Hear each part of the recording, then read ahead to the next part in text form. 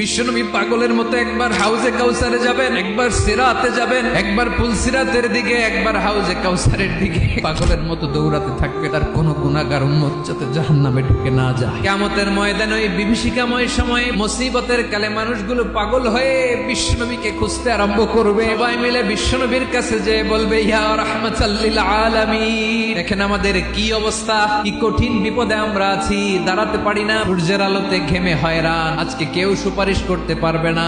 সব নবীরা অপারগতা স্বীকার করেছে, তারা বলেছে আপনি ছাড়া কেউ নাকি আল্লাহর সামনে দাঁড়াতে পারবেন না, আপনি একটু সুপারিশ করেন। বিশ্বনবী মাকামে মাহমুদে যে আল্লাহু আকবার বলে সিজদায় লুটিয়ে পড়বেন, বিশ্বনবী এমন ভাবে অজর দ্বারায় সিজদায় লুটিয়ে পড়ে কাঁদবেন, রব্বুল আলামিনের রহমতের দরিয়ায় জোশ লেগে যাবে। রব্বুল আলামিন এই দৃশ্য থেকে সহ্য করতে পারবেন না। রব্বুল আলামিন বলবেন, ইয়া মুহাম্মদ ইরফা রাসাক, ও নবী আপনি মাথা তোলেন, আপনার কান্না আমি সহ্য করতে পারি না, আজকে আপনি যা যাবেন তাই ওয়াশফা তুশাফা, যার জন্য সুপারিশ করবেন তার সুপারিশ কবুল করে নিন। বিশ্বনবী এবার মাথা তুলবেন, তুলে বলবেন, রব্বি হাবলি উম্মতি, আল্লাহ তুমি আমার গুনাহগার উম্মতকে বাঁচাও।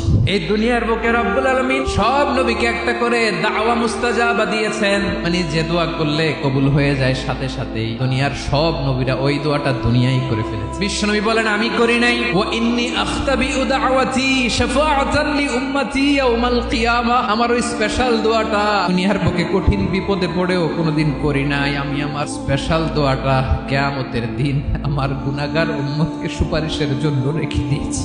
আজকে আমি তোমার দরবারে দাঁড়িয়ে কিয়ামতের দিন ওই দোয়াটা করছি। আল্লাহ, আমার যে উম্মতের হৃদয়ে যাররা পরিমাণ ঈমান আছে, আমার একটা উম্মতকেও তুই জাহান্নামে ঢুকাতে পারবা না।